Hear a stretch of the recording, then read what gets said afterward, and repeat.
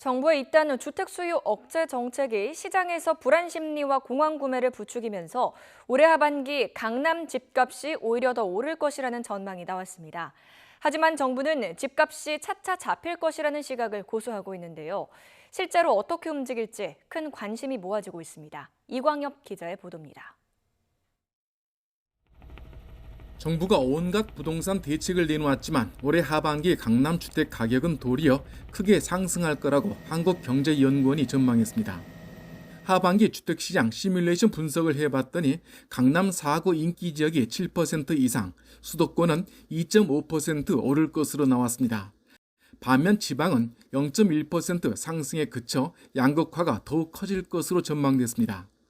과거 정부 때는 부동산 대책이 나오면 최소 2, 3개월은 시장이 관망기를 가졌지만 이젠 단기간에 집값이 뛰고 거래량도 늘어나는 이례적인 현상이 되풀이된다는 겁니다.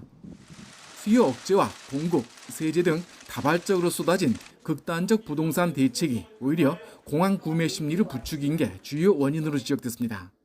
하반기 주택가격 상승 요인으로는 이런 공포에 사로잡힌 심리 이외에도 주택 물량의 부족, 넘치는 유동성, 제3기 신도시 보상금 등이 꼽혔습니다. 수요 억제 정책을 펼치면서도 공급 대책을 계속해가지고 꾸준히 지속해 왔다면 그 수요 억제 정책에 대한 부작용이 좀 적었을 텐데 공급은 충분하지 못한 상태에서 수요만 누르니까 결국은 이렇게 공황구매 현상과도 같은 비이상적인 경제 현상이 나타나게 됐다고 결론을 내리고 있는 것이죠. 따라서 한시적으로라도 양도세 혜택을 통해 다주택자의 퇴로를 과감히 열어주고 공공주도형에서 민간 친화형으로 공급 대책을 개선해 나갈 필요가 있다는 주장입니다.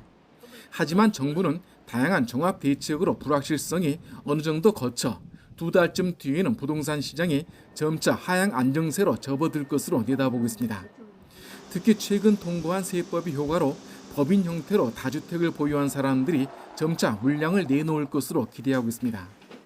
이미 발표해드린 수급 대책이 조기에 가시적 성과를 내 주거 안정에 대한 국민 바람이 보다 더 앞당겨 실현될 수 있도록 정부는 모든 정책 역량을 동원하여 앞으로 진력해 나가겠다는 점을 다시 한번 말씀드립니다.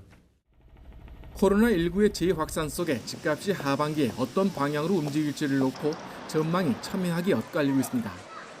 YTN 이광유입니다.